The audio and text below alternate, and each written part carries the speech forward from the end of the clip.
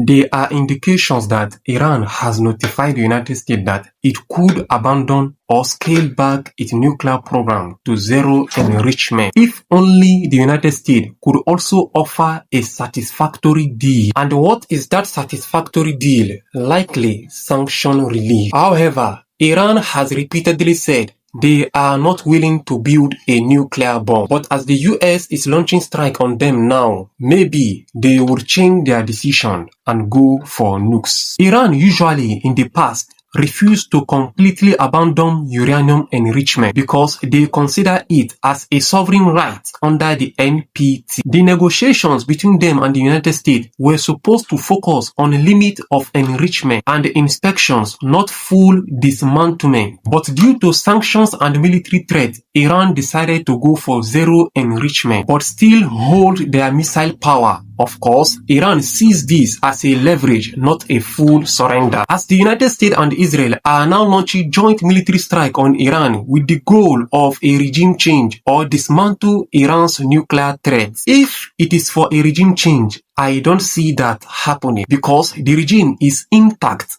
and the citizens are still in support of the government. One of the reasons why regime change will be difficult in Iran is because of Iran's constitution, which is built based on religion ideology, and there is a power sharing between the citizens. The power is not controlled by only one person, and 80% of Iran share the same religion ideology. But if the goal of the strike is for nuclear threat, then I think Trump take the wrong step because it is the same Trump that broke the JCPOA nuclear deal that was initiated between Obama and Iran back in 2015. So the US-Iran conflict is now about to spread to Azerbaijan. A drone struck Nakhchivan International Airport in Azerbaijan, causing terminal damage and civilian injury. Azerbaijan claimed that the drone came from Iranian territory and vowed to respond, but Iran denied responsibility, saying it does not target Azerbaijan. Did Iran fire a missile at NATO territory?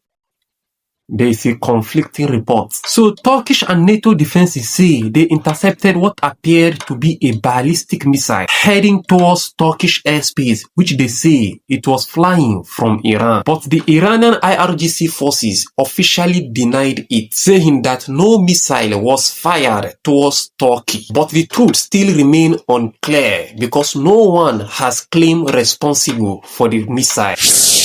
One of the world's most critical choke points, Iran says it is now in its hands. The IRGC forces announced that in this current situation of war, all ships passing through the Strait of Hormuz will be under Iranian control. This narrow channel of Hormuz carries 20% of the world oil, and Iran is now placing its leverage over it. Historically, Iran has used threat to close it. But now the threat has come to reality.